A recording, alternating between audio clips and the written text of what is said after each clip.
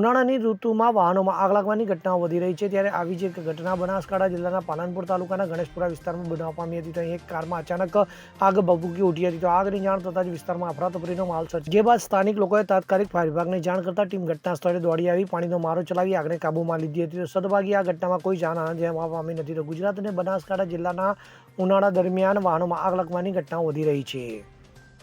Bureau report CN24 news. હવે જુઓ દેશ દુનિયાની તમામ ખબરો તમારી આંગળીના ટેરવે.